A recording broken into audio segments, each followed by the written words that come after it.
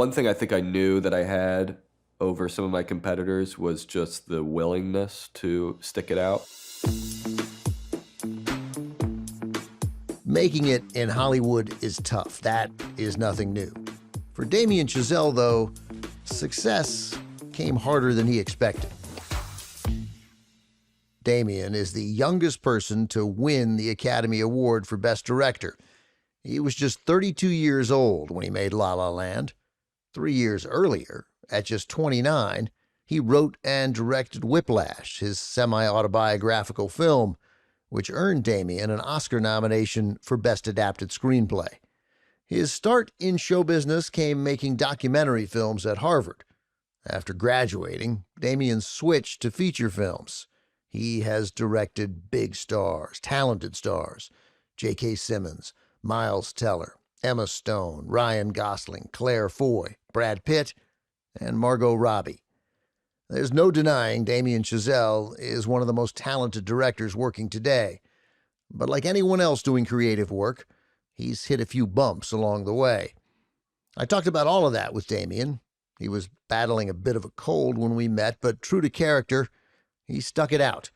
And we had a really engaging conversation about the ups and downs, as well as the pure joy of making movies. I'm your host, Ben Mankiewicz. This is Talking Pictures, a podcast about movies, about memories, and all the stuff that happens in between. Turner Classic Movies makes this podcast with the streaming service Max, where you can see some of the movies mentioned in this episode. Critics have compared Damien Chazelle to legendary filmmakers like John Cassavetes and Jean-Luc Godard, directors he really admires. But I wanted to know which filmmaker made him want to be a director. Like his films, he gave an unorthodox and interesting answer. It's a good question because my probably the first person behind the screen, so to speak, who I became aware of was Walt Disney. So I became very obsessive about him and his beginnings, and I was drawing a lot at the time, so I would be kind of collecting books that would sort of teach you how to, sort of manuals for how to draw in the Disney way, and so it'd be a lot of pictures of like a young Walt Disney at his easel, figuring out, early sketches of Mickey Mouse and things like that. My sensibilities or my sort of sense of kind of, let's say, how I like to move the camera or how I like to edit to music or how I sort of like images to sort of move across the screen. It was probably more shaped and formed by animation than I given it credit. I love the taking the VHS boxes. I mean, you had a little fantasy. You had your own little fantasy world. You remember that? Yeah. Wow. Yes, that's right. I would turn them inside out and then write my own. But you'd make up a title, Damien right? Chazelle production or whatever. Yeah. And would it be that movie, or would you come up with a title? Oh, I'd write blurbs for the reviews too. It was great. I was already already had all the right priorities. What kind of blurbs would you write? Like, what would it Well, say? I would just mimic what I saw on the real boxes, Right. So it'd be like 2 thumbs up or something, Yeah. or it'd be, another Disney classic. So it'd kind of be like that. So I'd just be like, oh, this is what they write, and try to figure out how to copy the barcode and things like that. You'd copy the barcode. Yeah, like, yeah, oh my yeah. ISBN and then whatever number, and all that stuff. You'd make up an ISBN number. Yeah, I didn't know what these things were. Of course, I still don't really know what they are. It was pure, right. pure mimicry. It wasn't anything more advanced than that. But I was a good mimic. Were you the director or were you the Walt Disney? Was it Damien Chazelle Presents or was it a directed by a Damien Chazelle film? I think I was probably doing those little make-believe things before I had a concrete sense of what a director was. And again, with a lot of the Disney movies I was looking at, they were directed by other people. So it was not Disney being listed as the director. So I probably was doing Damien Chazelle Presents in a very grandiloquent, self-aggrandizing way, and then. I made up a lot of names also for kind of home movies and stuff. Like I decided I would make a lot of home movies produced by this guy named Gary Turner. Just sounded like a good name.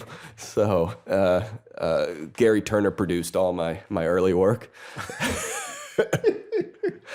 And it was a production company called Red Sun Pictures that I stole from the I stole the logo from the poster of Jurassic Park, where it had that kind of the palm trees with the sort of red sun kind of rising up. I thought that was cool. So Red Sun Pictures, a Gary Turner production. And then, Gary Turner production. Yeah. It sounded like a good all-American name. You could trust Gary Turner. Totally trust Gary Turner, yeah. Damien Chazelle, whose name feels like whatever the opposite of Gary Turner is, studied to be a jazz drummer in high school. His dad played a lot of old records around the house, so Damien grew up listening to the greats, Art Blakey, Buddy Rich, Chick Webb. But after graduating, he wanted to direct movies. Damien studied filmmaking at Harvard, mostly making documentaries. For his senior thesis, he wanted to combine his love of film with music. So he directed a musical, a black and white musical, called Guy and Madeline on a Park Bench. He continued working on it after graduation. In 2009, it debuted at the Tribeca Film Festival. Damien makes a cameo in the movie, playing a drum solo, and the guy can play.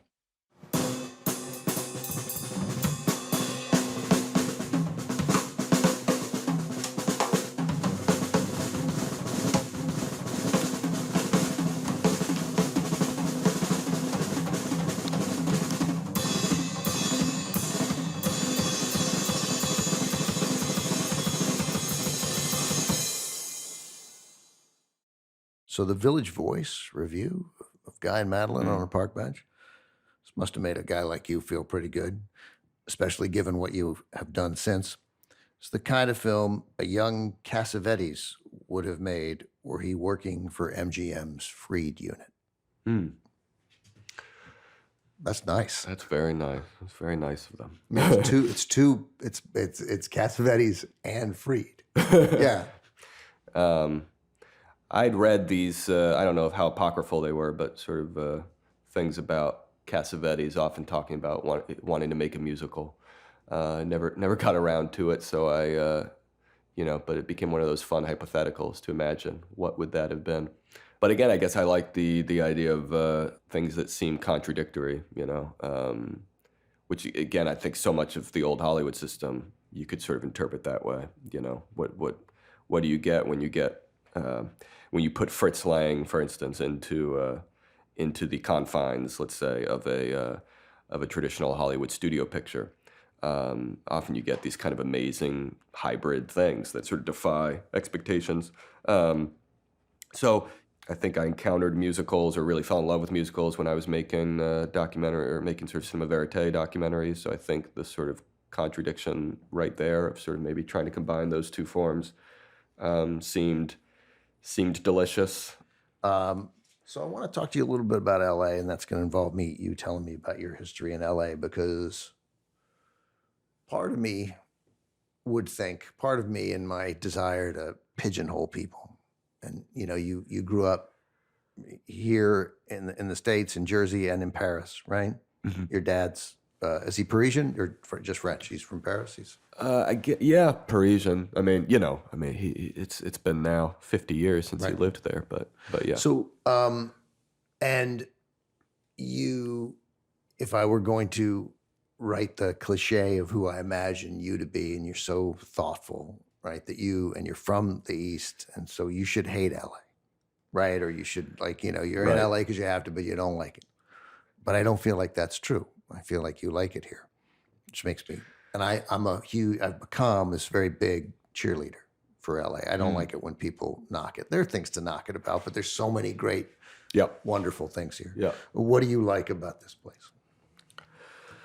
Well, I think my love of LA is so tied up with the moment in my life when I did hate it.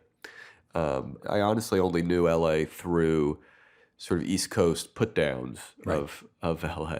I knew it from, jokes in Annie Hall. I knew it from, I also knew it from, sort of movies I loved going to the multiplex to see. And, when I was a kid, things like Speed or Volcano, it's like there was these sort of, tentpole action movies set in LA, and essentially the vision of LA I got from those movies was one long, endless concrete freeway. Right.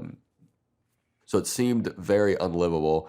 And I moved out with kind of some degree of trepidation, but definitely not considering that I would stay. It was just going to be a very temporary thing, and then I'd wind up making a home either in New York or And you Europe. came because you thought, whatever. I need to learn this business, right? I mean, Yeah. If it hadn't been for movies, I wouldn't have even thought to give LA a try. Um, and and then I think, it just bit by bit, it wasn't overnight, but bit by bit, I sort of fell in love with the city. And I would say I fell in love with the things that had made it seem hard to grasp. And ultimately, you can fall in love with LA for, if nothing else, for its originality. There's no other city like it in the there is world. no other city like it. What'd you do when you got here, though? You came out here. It wasn't like you didn't get here, and then 4 months later, you didn't get your screenplay for Whiplash into production. No. I mean, I was editing Guy Madeline when I moved out here, and then I think I naively thought that my 16 millimeter black and white cinema verite musical was going to open all the doors of Hollywood, and agents were going to be begging me to to sign with them. That did not happen. So I was kind of working odd jobs to pay bills, and I sort of decided, wow, wouldn't it be great to at least just get paid to do something that feels like vaguely on the path of what I want to be doing. So, I could write. So I decided maybe I'll try to get work as a writer. But yeah, living in LA, I mean, I just kind of, I became aware of the people who were making money writing. And so it was sort of the spec market and things like that, it seemed like, What does that mean? just selling, writing something on your own. Because the great thing about writing is you didn't really need anyone's money to write.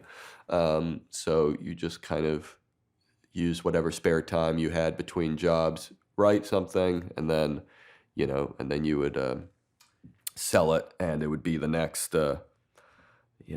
Lethal Weapon or something.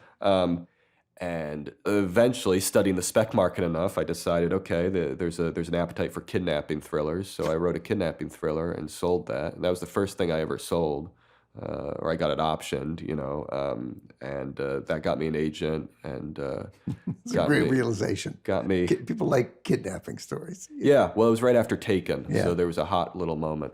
That's what you got to find. You got to find a movie that's been an unexpected hit, and then you just write the copy of that. Right. So I did that, and that got my foot in the door in the sense that that movie didn't get made, but it got me writer for hire work. So then I started kind of doing rewrites or sort of script doctor type things, stuff like that. What kind of movies? Well, I'm surprised you haven't heard of this, but The Last Exorcism Part 2. The Last Exorcism Part 2. Yeah. Just I'll leave it at that. I wrote a draft on that. I wrote a draft on a movie that was called The Cellar at the time, became 10 Cloverfield Lane. So some horror That was thriller that Bad stuff. Robot. Yeah, so right there, I guess, sci-fi, horror, thriller. I went up for a lot of jobs I didn't get. Ouija, Paranormal Activity 6 or 7 or whatever it was. So I was in that kind of the horror, sci-fi genre, Screen Gems, Blumhouse kind of world. Incidentally, the people who wound up basically getting Whiplash made, Blumhouse. And so the script doctoring interests me. My cousin Tom Mankiewicz was a big time Hollywood script doctor. He used to brag about I got to spend 3 days fixing this movie. I'm making $185,000. He'd like to tell you how that was going to go. No, I never saw. I'm sure I never saw that kind of change.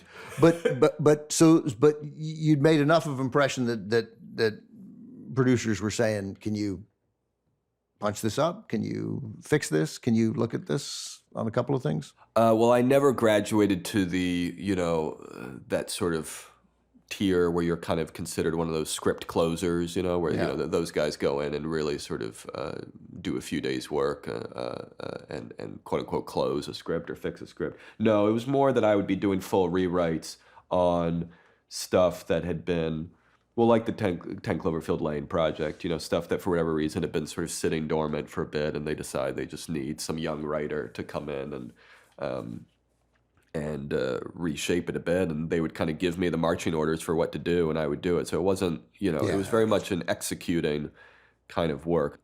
The great thing about it was it really taught me through trial and error how to, like, the meat and potatoes of writing for that sort of readership, and also for just kind of writing in a sort of,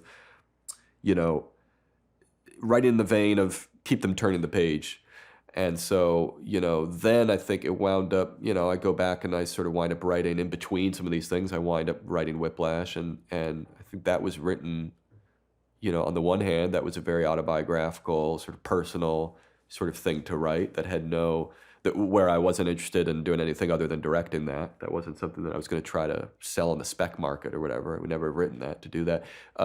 But whether consciously or not, I think, writing it with a little bit of that keep them turning the page sort of feeling. And so it's so probably, that work helped you structure Whiplash, maybe. I think, or at least gave some sort of spice to the writing of it, such that it became more readable than it might otherwise have been.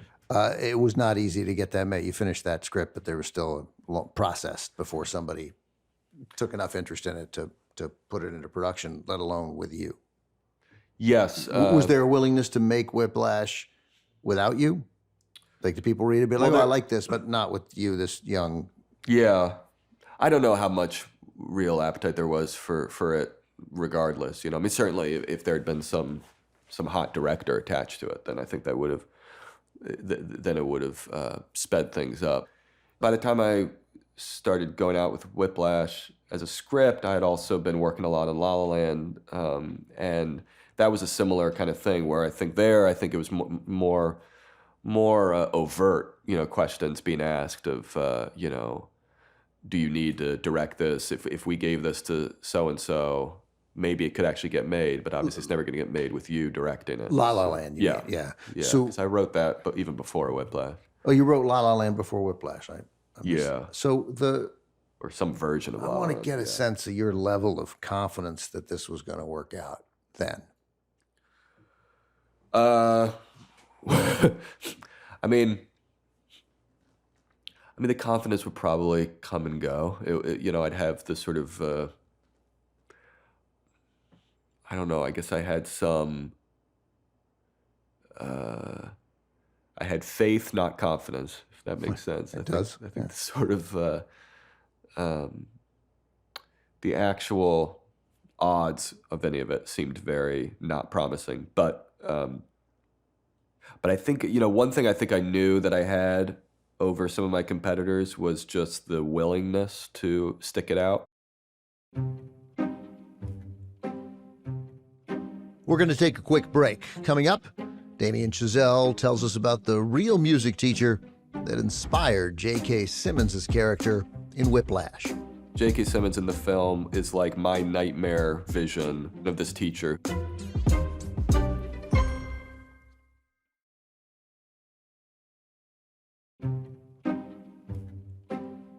Whiplash, which came out in 2014, was Damien Chazelle's first Hollywood feature. It's loosely based on his experiences learning jazz drumming from his intense music teacher at Princeton High School.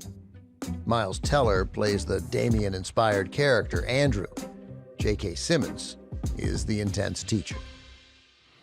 Why do you suppose I just hurled a chair at your head, Neiman? I don't know. Start counting. 5, 6, 7. In 4, damn it! Look at me! 1, 2, 3, 4. 1, 2, 3, 4. 1, 2, 3, 4. Rushing or dragging? Rushing. So you do know the difference! Whiplash, you said, autobiographical. You were a drummer. Yep. And you had a difficult teacher, maybe not as aggressively cruel or menacing as J.K. Simmons in the film, but I heard you say the manner in which you were treated and his other students were treated, still nightmares for a while. Like, you'd still think about it. Yeah, though again, I mean, it's like, not as cruel as J.K. Simmons. I think a lot of it was, I would say that J.K. Simmons in the film is like my nightmare vision or the vision of this teacher who occupies my nightmares. But some of those lines. But the inspiration, Yeah, for 100%. and some of the things he said, right? I mean, Oh yeah. Not my tempo, all that stuff. Yeah, Those were the mantras that would haunt me. yeah. Yeah. So how did it turn? How do you get Whiplash made, and how do you, and who says, yeah, you could? How old were you then? You're like, When Whiplash, it'd be like 27 or something like that. There were a few years of kind of initially writing the script, getting the script into people's hands who sort of went, oh, okay, there's something here. Then they had the idea of making a short film. who has that idea? That's a good idea. That's Cooper Samuelson, and Helen Estabrook was the other producer who worked with Jason Reitman at the time. And so they had tried kind of going out with just the script and had gotten the sort of response either of no, just flat no, or like the script, but don't know who this director is. Does he have to direct it, et cetera, et cetera. So, so their idea was let's just take a scene from the script, a scene that we could really finance effectively out of our own pockets. Ironically, the other producer who was working with them at the time, Nick Bertel, who since then has become a renowned composer, film composer, he was the one who financed the short. So give me a sense of what that cost to it's like 10 grand. I was going to say think, 5 or maybe. 10, so it's like 10 grand, and you're going to shoot 3 days, one scene. So it's the idea of like let's raise up our own little pool of money. This is what the producers were saying, so that we can make a kind of professional looking proof of concept of this film. So we'll just take a scene from the film and we'll try to show what that will look like with this guy at the helm.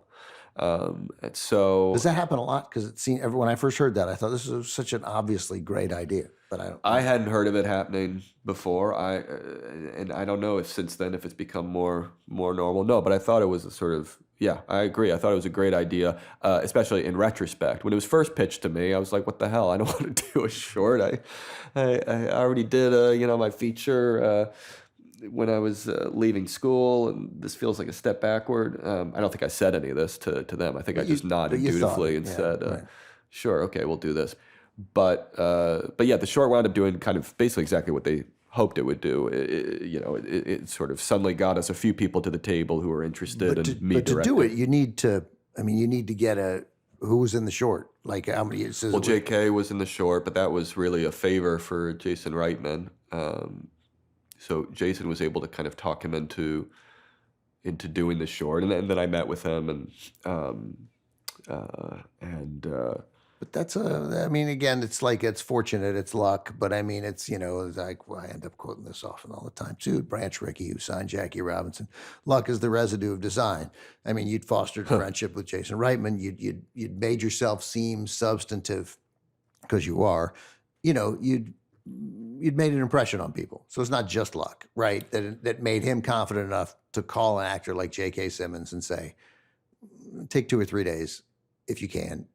Here's this. You see, send you the whole script? You send him the whole script or just the scene? No, I think J.K. was given the whole script. Right. Because I think we wound up talking about the full thing. And again, the idea, I think the hope was that if this short turns out okay, we'll get money to do the... Right. So hopefully it was like an investment. And then the scene was one of the rehearsal scenes, where he throws the chair. It was a smart scene to pick because you get kind of the drama and the sort of, you get the gist of the teacher-student relationship, but you're all in one room, so we cast out the rest of the band with, local music students or musicians, and so you get your group of people, you shoot it all in one room, and yeah, we shot it for, I think it was 3 days with a small crew here in LA, and then took the short to Sundance, and that's kind of what started actually kind of opened the real doors. Despite the fact that you made a feature and that, you were very confident that you could direct this whole thing, I was struck by that first day of shooting the short was almost the most nervous you've ever been. Oh, yeah.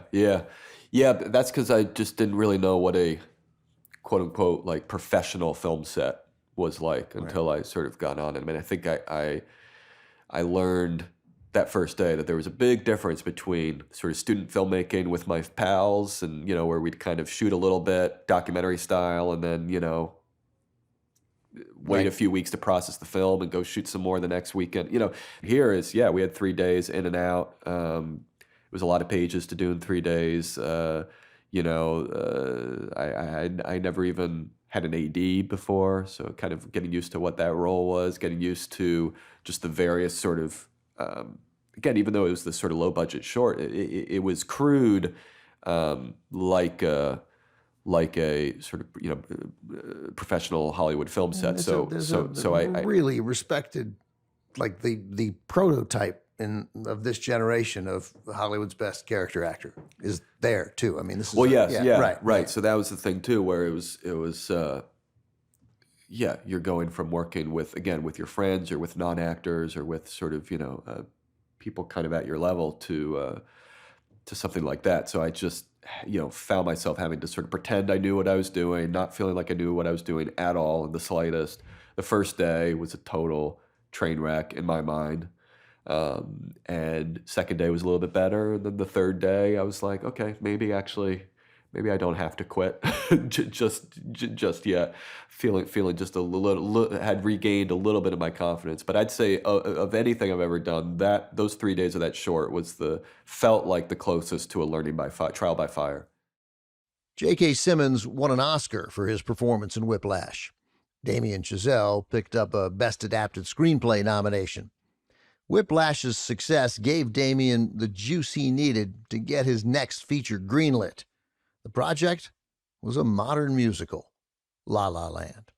It's the story of a jazz musician, played by Ryan Gosling, and an actress, that's Emma Stone, both trying to make it big while singing and dancing in CinemaScope. I should probably tell you something now, just to get it out of the way. I hate jazz. Are you okay? What do you mean you hate jazz? Just means that when I listen to it, I don't like it. Yeah, but it's such a blanket statement you don't like jazz. What are you doing right now? Nothing. So La La Land, and talking to you years ago when you were on TCM, really, in large part, has done more than anything else to change how I see musicals. That you had a great deal to do with that. And a big part of that was seeing the Umbrellas of Cherbourg as part of it, one of the movies that you programmed on TCM. Because you were in the same place I was, which is just this inability, and you've come much further than I have. I'm not fully there, where why are they, the same, it's typical, Yeah. it's boring. Why are they singing? Why are they singing? Why are they singing? And how do I believe anything that happens after this? How do I invest emotionally in anything that happens after that when they have just broke out into song for for no reason? Yeah. That was you, right? Oh yeah, I remember that feeling well. Yeah. And you saw big movies. This was how this was your reaction to West Side Story and Singin' in the Rain, The Sound of Music. You were like, ugh. Yeah. Ironically, I never had that problem with the, going back to Disney with the animated musicals. But it's animated. It's a different. Yeah. Right. I think We that's know exact- not to believe it. Yeah. I mean. Yeah. No, I think that's exactly right. I think that I think it's what makes the live action musical such a, again, for such a populist, at least at one time mainstream genre, it's such a bold, defiant, this side of the avant-garde genre in ways that I think we don't always appreciate. That because the whole theory of, I think, of sort of live action cinema and how it works on us is predicated on verisimilitude, is predicated on some basic idea of documentary reality, and has been since Lumiere. And Andre Bazin writes about this, that it's the sort of, you can agree or not, but that the essence of the filmed image is its semblance of reality. So there's that thing where something that seems so simple, like an orchestra coming out of nowhere and just starting to cue someone singing for no reason, can be so discomforting and so kind of off-putting and throw the audience for a loop. And if you could find a way to sort of play with it, then you were, it's sort of what Vincent Minnelli was doing in something like American Paris. You were sort of smuggling in smuggling the avant-garde into the most, mainstream, wholesome family entertainment that you could imagine. So if you were writing La La Land before Whiplash, did you have anybody in mind when you were writing it, or were you just... I think I was dreaming at various points of Ryan and Emma, but it was a very circuitous kind of, and then I had other people in mind as well, at various junctures. I mean, the La La Land was it's hard to even remember because it sort of evolved slowly over the course of so many years just as a script. Ultimately, I remember the two projects being sort of concurrent, and it was kind of the question of which one I was going to get to make first. Was there but then after the success of Whiplash, then you got to know... Even before Whiplash came out, as soon as it premiered at Sundance and got any sort of good reception at all, that during the whole festival, I was on the phone with the producers in LA going, okay, how can we use this moment before it evaporates to get La La Land financed? Was there a moment in either of the films where something hit you about directing actors that you had not anticipated? How did you figure it out? Or was it just... Yeah, I mean, I think it was sort of, Whiplash, I storyboarded everything. La La Land was pretty predetermined as well. So you have your whole kind of architecture in your head of how a scene's going to go, and it depends on the actors being in this spot and that spot. And, I think I was sort of, again, very much thinking the Hitchcock kind of approach. And Hitchcock approach to storyboarding, or the Hitchcock approach to dealing with actors? I guess dealing with actors, not so much as calling them cattle, but that you were the actor was a piece of a larger puzzle, and there was a geometry at play that had to be respected, and then that was the most important thing, et cetera, et cetera. And I mean, of course, at the same time, I'd been doing all these documentaries, and Guy and Madeline was all improvised, so I certainly was interested in the other side of that ledger, the flip side of that equation. Which is that the actor is or that the human being on screen is the determining factor, and that whatever the whatever that human being does, it's what the camera needs to be there to capture, and so it's sort of cinema revolving around performance or revolving around capturing moments of behavior. Let's say it's different from the sort of Hitchcock approach. So it's, and I guess I've never quite reconciled the two. I guess I like to try to ping pong or combine the two, but I would have these moments of sort of learning through trial and error of, where an actor comes onto set and for whatever reason they think their character should sit in the other chair, not the chair that you've, and they don't even think necessarily that they're throwing a giant wrench at things. They just sort of feel like, oh no, the way I was, they had their own sort of version of how the scene was going to play, and it's the opposite of yours, and it completely throws everything in your mind, geometrically, architecturally speaking, out of whack, and you have to adapt. You either just say no, and sometimes you have to do that. Right, something because it's so far out of whack that you can't. Yeah, right. But I think what I learned to do was to not just instinctively say no, and actually listen, and actually treat each idea or each suggestion, no matter how disruptive it might seem, as a potential opportunity. And that becomes the hardest thing, I think, is to sort of decide in the moment, what is the opportunity that's actually going to make you and your scene better, and what's just disruption where your vision's going to get muddied and you're going down a rabbit hole. But hopefully you surround yourself with smart people, and I've been very lucky to be able to work with really good actors, because they want to collaborate just like you do. I mean, they don't want to. They're not exactly. Once you kind of realize like no one is out there to destroy the movie, or at least usually no one is. Rarely, then you can kind of start to treat everything again as even if you disagree with the idea, there's usually something behind the idea that is worth grappling with. And now I look back and my God, the number of times I can't even count of ideas or things or questions that I resisted initially or wanted to resist that wound up saving the movie or saving the character. Damien Chazelle's career took off after he won Best Director for La La Land. The film made close to $500 million worldwide. Damien teamed up again with Ryan Gosling, directing him in the Neil Armstrong biopic First Man. Then, in 2022, he made his most ambitious and expensive film to date, the 3-hour early Hollywood epic Babylon, starring Brad Pitt, Diego Calva, and Margot Robbie. A remarkable film in many ways. It divided critics, and it failed at the box office. If you could go anywhere in the whole world, where would you go? I don't know. I always wanted to go on a movie set. Yeah? Yeah, a movie set. Tell me why. Why? Yeah, tell me why. I want to go on a know. movie set too. Why? I just want to be part of something bigger, I guess. Bigger than what? Bigger than this. I want to talk a little bit about Babylon. I know it was polarizing and it was mixed. Yeah, very much. I mean, I loved this movie. I loved it. Oh, thanks. And I kept thinking, what's wrong with anybody who, I couldn't remember who, but I was like, well, what's wrong with anybody who told me not to see this movie, right? I mean, I loved it from the first scene. I loved it throughout. You know, I didn't really want it to end. Like, I was curious. I was mostly curious. I was like, wait, no, 1952 is too far later. I need 1934 to 1952. Oh, I see. I wanted more. We'll do the I could actually in between portion. Babylon 2. I could take, and I loved the ambition and scope of it. So let me start with this. Are you proud of Babylon?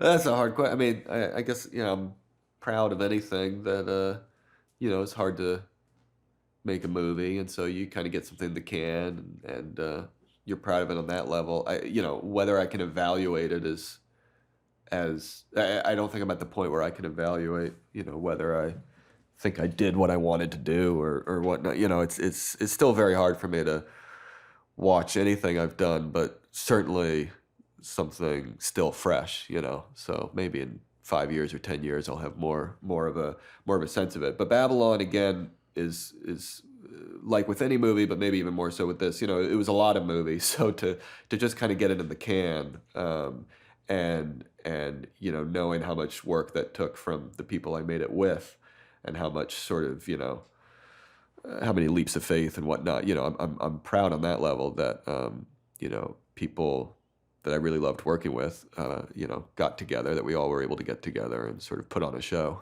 so to speak. I mean, the big name actors in it, I thought really delivered. No, that I've no problem sort of heaping praise on the people I made the film with. I think their performances are But all these tremendous, people whose and I name, think yeah. and Well, yeah, people I again, didn't recognize either were like, they were just, I was like, this is so good. I was looking everybody up. we had a lucky thing with that film of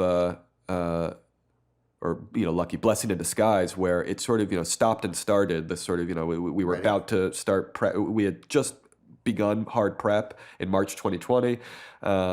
It wasn't till a year after that we were resuming prep.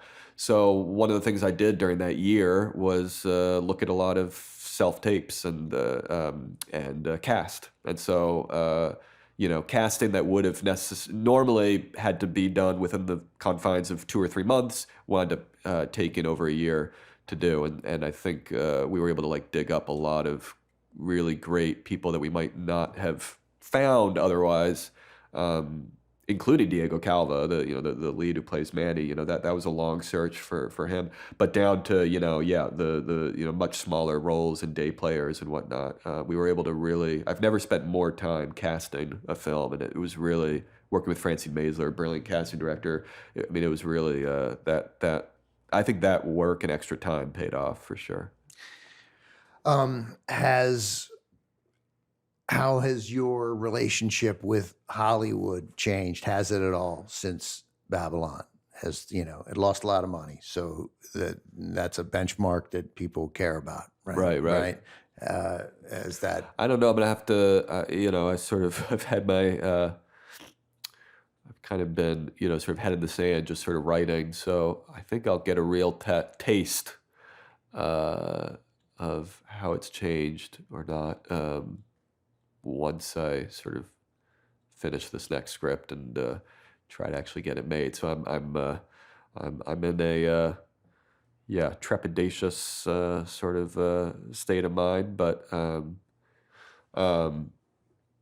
Yeah, I mean, I have no illusions that I'm not going to get like a budget of Babylon size anytime soon, or at least not on this next one. So I guess I've learned the hard way that I'm going to be there'll be some fundamental part of me that's anxious no matter what, whether the previous one worked or didn't. But certainly, yeah, on financial terms, Babylon did not work at all, and I'm sure that'll be you like try to have that not affect what you're doing creatively, but maybe at some level it can't help but affect it, but then maybe that's okay. I don't know. I'm really of mixed minds about it. So I guess again it leads me to try to sort of do what I would have done regardless, and then you see again. I mean, who knows? Maybe I won't be able to get this one made. I have no idea. So we'll have to see.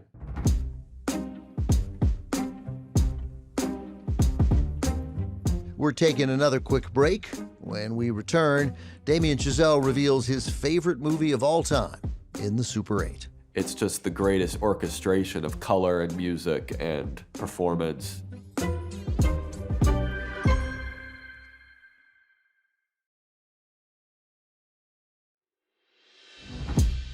We're back. Time for the Super 8, where we ask our guests a series of set questions about movies they've watched, movies they've loved, and movies they'll never forget. Here we go. Damien Chazelle and the Super 8. Most memorable movie watching experience? Well, there's a few on that one, but I'll go with The Umbrellas of Cherbourg, just because, again, it's hard to point to a movie where I came in one person and left a totally different person. You remember the theater you saw it in? Extent to which, it wasn't a theater. It was VHS on a little TV in my parents' couch. Is there a most memorable theater watching experience for you when you were young? Theater watching, Peter Pan was the first time I went to a movie theater, Disney's Peter Pan, and I'll always remember... In Jersey? In Jersey. I'll always remember Captain Hook's face, and kind of, he's got that bulbous nose, and you imagine it on a big screen. Just kind of dominated my field of vision in such an overwhelming way. Movie you loved in high school? Well, there's many. I'm going to go with Full Metal Jacket because it had personal echoes for me when I watched it. Of like, oh, someone made a film about your drum teacher, my music, music student experiences. Again, not to equate at all the sort of petty aggravations I went through in comparison to going to war. But the first half of Full Metal Jacket, just the sort of pressure cooker environment of the boot camp and how it's portrayed. I am Gunnery Sergeant Hartman, your senior drill instructor. From now on, you will speak only when spoken to, and the first and last words out of your filthy sewers will be "sir." Do you maggots understand that? Sir, yes, sir. Bullshit, I can't hear you. Sound off like you got a pair. Sir, yes, sir. Been a lot of good drill instructors in movies, but Arlie Ermey there. He still takes he still takes the... Movie you'd show a date? Like then or now? You mean other than Paths of Glory or Full Metal Jacket? It's quite a Kubrick war film double feature, yeah. City Lights has a special place in my heart, and is always one I think I'd be kind of eager to share with any, or have been eager to share with anyone, so yeah. Did you Chaplin? Did you and your wife connect? It's the greatest ending in film history, in my opinion. So because sort of lovely to see it through someone else's eyes and kind of work your way towards the end. I get the feeling you're an emotional guy. Is there a movie that makes you cry consistently? City Lights would be one. But to pick something else, I'd say going back to the beauties of the old Hollywood studio system, I'd say Make Way for Tomorrow, the Leo McCarey film. That's hard a good to one. beat. Yep, hard to beat. That'll make you cry. Filmmaker of the past, there must be so many, who you'd say if you had the opportunity, hey, let's make a movie together. Yeah, so yes, there's so many. I would pick, there's just one that I've always felt was just under heralded and just fascinating in terms of where he was at. It's this guy Dudley Murphy, who was part of this sort of avant-garde scene, both in Paris and the United States. He was an American filmmaker in the 20s, and then he made some of the first again, you could call them sort of primordial musicals. There were these little short films with jazz musicians. He made one called Black and Tan with Duke Ellington. He made one called St. Louis Blues with Bessie Smith. He also wound up making the film version of The Emperor Jones with Paul Robeson. So not a musical, but if you see it, it's sort of a proto-musical in the sense that he's kind of, Paul Robeson has these moments where he's performing songs and musical numbers in it as part of the character, but it's also this like crazy kind of phantasmagorical trip of a movie. He delivered Daniel from the lion's den, Jonah from the belly of the whale. The Hebrew children from the fiery furnace, why not every man did my Lord deliver? Daniel, Daniel, Daniel, did my Lord deliver? Daniel, why not every man? Oh Lord, yes. You were the first person to answer Dudley Murphy. Good. Good. Let me know when you get a second. Yeah. Did he work with Gary Turner? You're a thief. There's a vast warehouse of every movie prop from every film ever made. You only have time to steal one thing before the cops get there. What do you take? This is a hard one.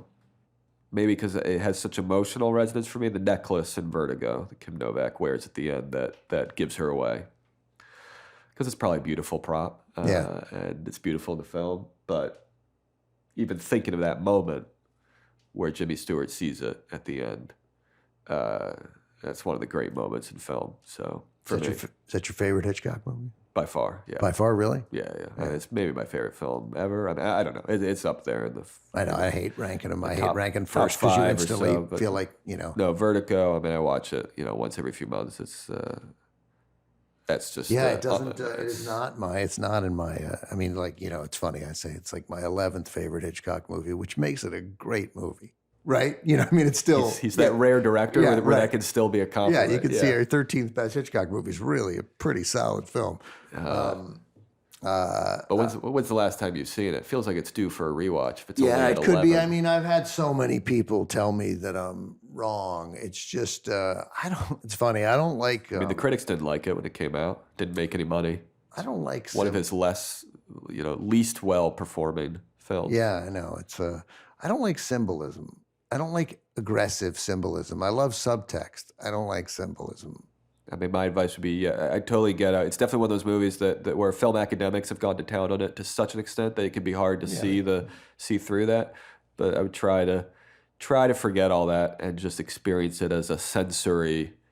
It's just the greatest orchestration of color and music and performance, just in the service of one single emotion. I mean, it's like Wagner. It's just like, just let it sweep over you. I'm scared. I'm not mad. I don't want to die. There's someone within me, and she says I must die. Oh, Scotty, don't let me go. I'm here. I've got you. I'm so afraid. You were literally the guy who changed my mind in general on musicals. Oh, great. So maybe I'll be the one in Vertigo. You may get it on Vertigo. Knock on wood. Just a couple more. First of all, what was your father's name? Bernard Chazelle. What do you do? Bernard Chazelle. He's a computer scientist, mathematician, or professor of computer science. I know that you didn't get your love of movies directly from your parents, but it came early. Did your dad have a favorite film? I would say his favorite films are the ones that were the most fun kind of discovering with him would be, French comedies that no one in the United States has heard of, but, that I grew to love. There's this one of the greatest all-time film comedians, Louis de Funès. He's not very well known in the States, but any French person grew up with his films. And he made a few great... my favorite is La Grande Vadrouille. I don't even know really how you'd pronounce it. Sort of like... pronounce it, sorry, how you would translate it. But it's basically this British spies in occupied France, and they have to find a way to kind of smuggle them down to unoccupied southern France. And on the one hand, it's this sort of like, World War II kind of epic, beautifully shot and mounted, but you've got two of the greatest comedians in French cinema, De Funès on the one hand, and Bourvil, this other great comedian who Americans probably know him better because he then wound up closing out his career with a beautiful dramatic turn in the Melville movie, The Red Circle. He plays the cop. Very sort of world-weary, sad, resigned sort of character. But he made his career as a sort of goofball comedian. And so these two guys, I mean, it's like the greatest. It's, it's like Dean Martin and Jerry Lewis. I mean, it's just like a great So this combo. is a comedy, Oh, but it's a... Oh, yeah, it's a full-fledged comedy, but broad comedy. What's your mom's name? Celia. Celia? And is she from Jersey? Is that or is she? No, she, her side of the family now mostly lives in Canada, but she grew up in the States, in sort of California and Ohio. Does she have a favorite movie? Yeah, I mean, it's harder to, her movie tastes were more, my dad's movie tastes were very narrow. It was like these French comedies or James Bond movies, and, it was not much else.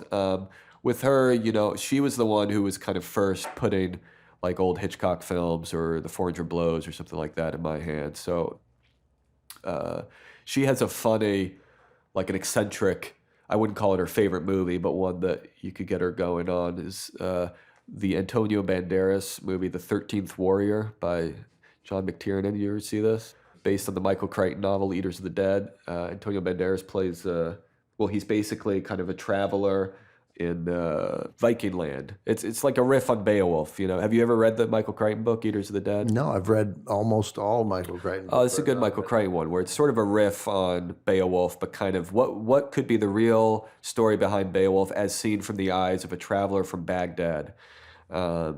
So it's this sort of fish out of water, educated, enlightened man, poet, scientist, sort of, rational-minded individual from Baghdad who's traveling to the Wild West at the time of sort of Northern Europe. She likes it because she gets really in a tizzy very often about Hollywood depictions of the Middle Ages. She's a medieval historian, and for whatever reason, she claims this film is actually one of the more accurate. I love whatever we are. We always, I was a journalist for a long time, so I got a lot to say about what's wrong with every journalism movie, right? There you go. And yeah. I like your mom is like, this is what's wrong with every medieval movie, it's one of the ones you don't hear about that often. That according to her, gets it right where most movies get it wrong. Damien, we've taken a lot of your time, and you're just a wonderful filmmaker, and it's always a pleasure talking to you. Pleasure's all mine. Thanks for having me. All right. So I followed Damien's advice once before, put my cynicism aside, and discovered the pleasure of a vibrant musical, The Umbrellas of Cherbourg. I'm going to take his advice a second time and revisit Vertigo. Instead of trying to figure out what's happening, I'm going to, as Damien said, let the picture wash over my senses. Then I'm going to check out The 13th Warrior.